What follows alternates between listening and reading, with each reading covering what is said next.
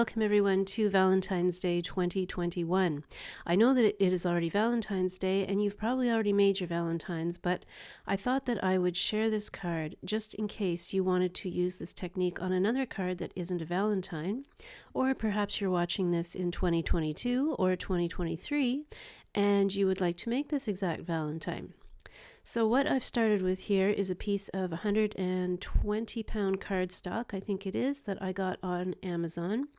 And I've covered the back with Sookwang tape, which now makes this cardstock a sticker. And I've run it through my die cut machine with this new set of Tim Holtz dies called Shadow Alpha Numeric, and this is the uppercase. It comes in both upper and lowercase, and I'm using the uppercase. And as you can see, it creates a letter which has a shadow effect with it. So that what you wind up with is you can use either the inside of it, which is the actual letter. So if you're just looking for an alpha die, you can just use the letter, or you can use just the shadow, or you can use both of them, which creates numerous possibilities. Because you can change the colors, unlimited possibilities really, because you can change the colors. So what I'm doing here is, you can see I'm just testing them out. I've got them on wax paper so that I can easily peel them off, and I'm testing out the placement on this slimline card before I stick it down. So when I was happy with the placement, I went ahead to step 2, which is using my splat box and some distress spray stain in the new color Kitsch Flamingo, which is beautiful. And by the way, do you like the pattern that I already have in the bottom of my splat box? I think it's almost as pretty as the card. So anyway, I'm just spritzing this card with spray stain, and it dries very, very quickly. As you can see, I did not speed this video up. You can see that there are darker dots there, and by the time I turn the card around, they have completely disappeared. That's how quickly this dries. And I'm using spray stain instead of spray oxide because I wanted the color to be a little bit darker. I'm not sure how much darker it is because I didn't test them both, but I wanted it to be dark. So what I'm doing now is I am using the Distress sprayer, which has water in it, and I'm just pulling the nozzle trigger very lightly, and it creates droplets which are now causing the card to have a mottled effect, I guess. So where the water has dropped onto the card, it is now sort of a bluey purpley color, as you can see there. The undertones of this Kitsch Flamingo are, I guess they're purpley blue, which is really interesting. It doesn't just create a lighter pink, it creates this other color. So here I am just sopping up the water that I've dribbled on there, and I'm going to show you a close-up in a second, and you're going to see that it creates this really interesting effect on the card. So after I was done with that, I took this Stampers Anonymous stamp set, which is called Numeric, and the numbers on it are gigantic, and as you can tell by how clean this stamp is, I haven't used it yet. So I was thrilled to be able to use it on this card. And I'm now taking my mini Tim Holtz stamp platform, and I'm placing the numbers on there on this piece, the same cardstock that I was using for the front of the card, which is 120 pound cardstock. I'm not sure why I didn't use my Tim Holtz cardstock. I think I really should have, but I don't know why, but I was just using this other cardstock that I had. And right there, I'm showing you that I'm using Lawn Fawn Jet Black ink to ink up these numbers, and I'm using that because it just happened to be right next to me, and it's new, so it's a very juicy stamp pad, and it, as you can see, makes a very nice impression the first time. I almost don't need to use this stamp platform because the first impression was so good, but I am using it again. And as you can see, after the second impression, it comes out almost perfect. So I'm taking that, there's a big thumbs up for the perfect impression. And now I'm going to use I cleaned off my stamps in there. I didn't show you, but I cleaned them off. And I'm using my Versamark embossing ink pad to ink the stamps up again, so that when I stamp them down, it will create a sticky surface over the top of the numbers. And I'm using my new handy dandy. This tray is so interesting and useful. It's obviously for embossing, and it collects all your leftover embossing powder, and then there's a little spout at the bottom. You can just pour it right back into your jar very easily. So I'm using clear embossing powder, and it's a really old one. I think it's, yes, Tsukineko Clear number 05 embossing powder, but any clear embossing powder will do. And the reason that I'm using this embossing powder is because I just want the numbers to be a little more shiny. It gives them a little bit of shine. And I'm going to be fussy cutting these numbers, and when you add embossing powder to them, it just creates a more substantial number, let's say. So when I go to cut them out, they'll just be slightly more substantial, plus they'll have the shine on it.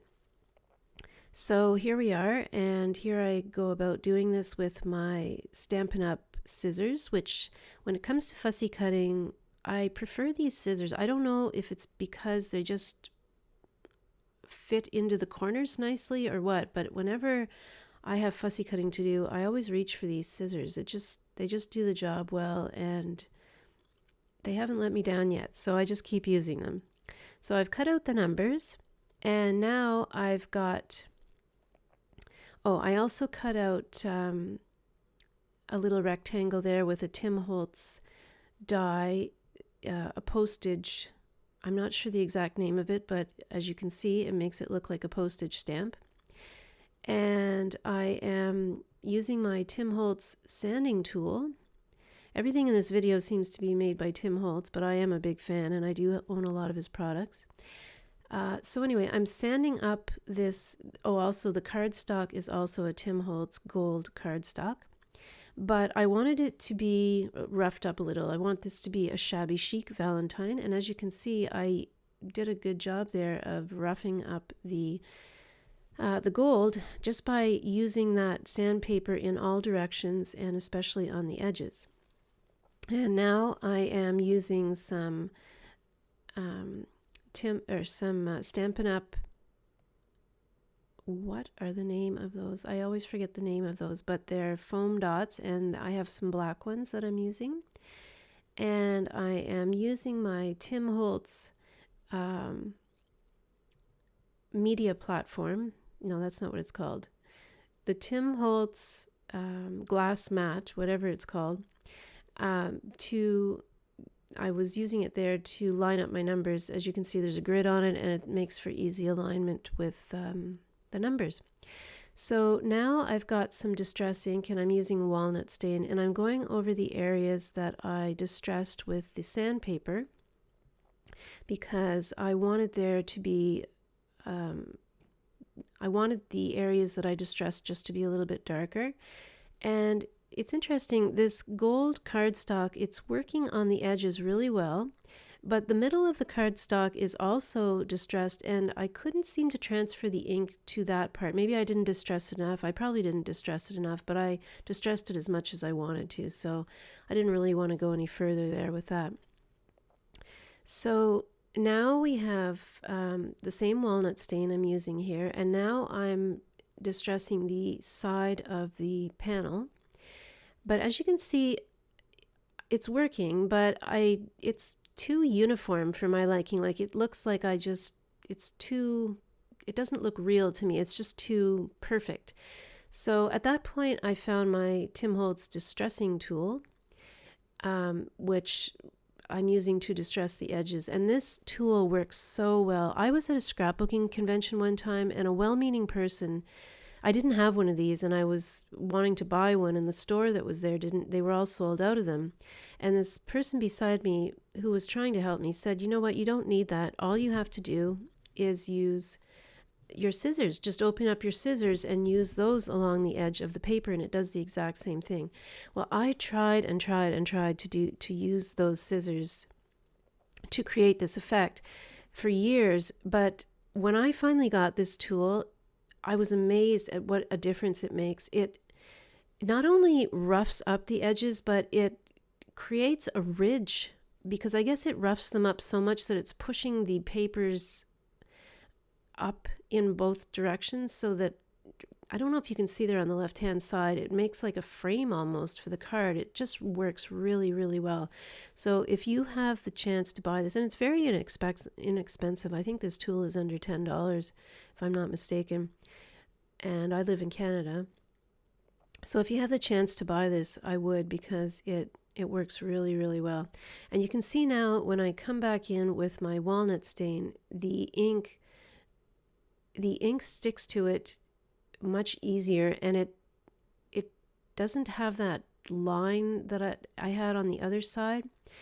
And so I'll go around the whole card with this, and I just like the effect. And I'm not done with distressing that, by the way. I'll get back, because I didn't feel like it was distressed enough. So I thought, what else can I use on this card that I have and I haven't used? And so I have these quote chips by Tim Holtz, and I think I've only used them once. So I thought I'm going to pull these out and see if there's something in here that has something to do with Valentine's Day. And I noticed that there is something that says, listen to your heart. I was kind of pulling out all the ones that had the word heart in them. And then I saw this one and it said, in my heart. And that just seemed, like the perfect one. I didn't feel like I was going to find one that was better than that.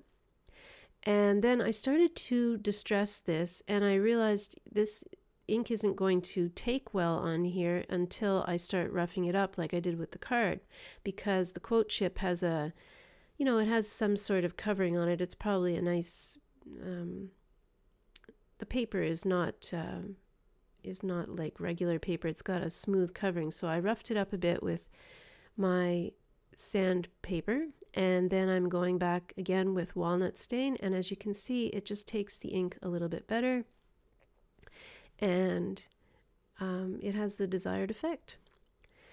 So now I will place this down on my card, and it looks good, and we'll move on to the next step, which is, I thought, I just didn't feel like there was enough grunge on this card. I was really going for more of a distressed, like dirty look for this.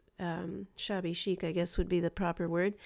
But I want to start getting more grungy, and I thought, what, I don't think just doing the edges is enough for this card. I think I want to do the letters too. And as soon as I started using this walnut stain on the letters, I thought this is really what this card needs, because it brings the letters out a lot more. As you can see, it gives the shadow effect a chance to shine, because that's what these letters are all about. They're a drop shadow, and so you kind of need to play up the drop shadow effect.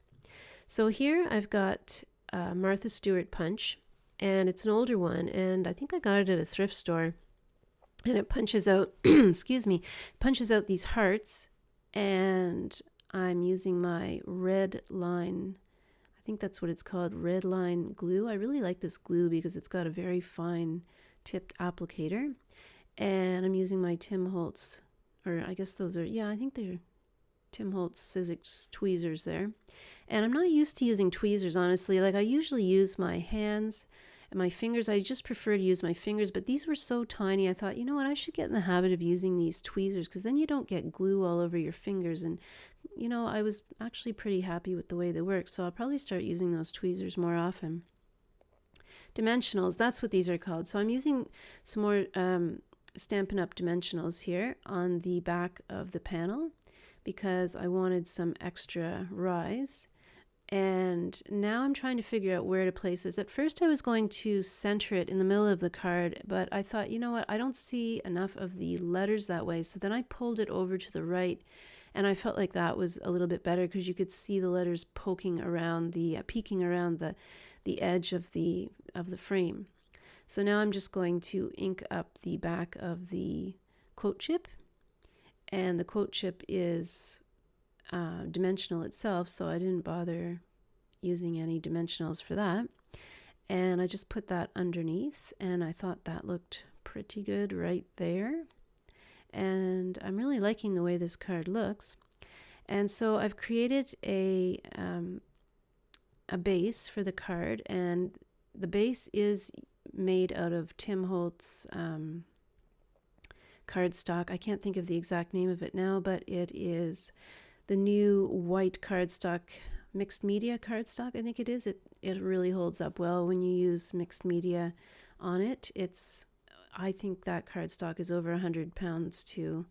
It's just heavy duty, and it makes a really, really nice card base.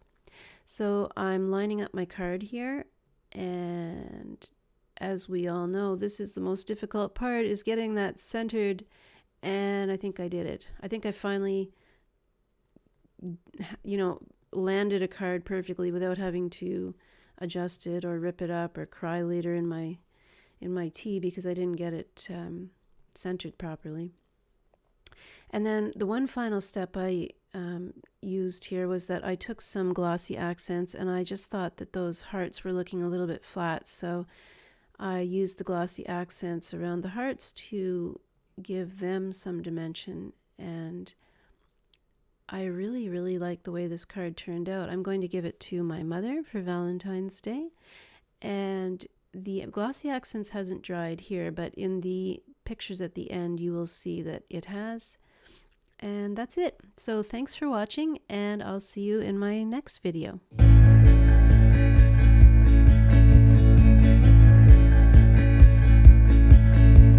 Through the fields of our paths, feelings part our ways, keeping us close but estranged now. Dreams holding us closer.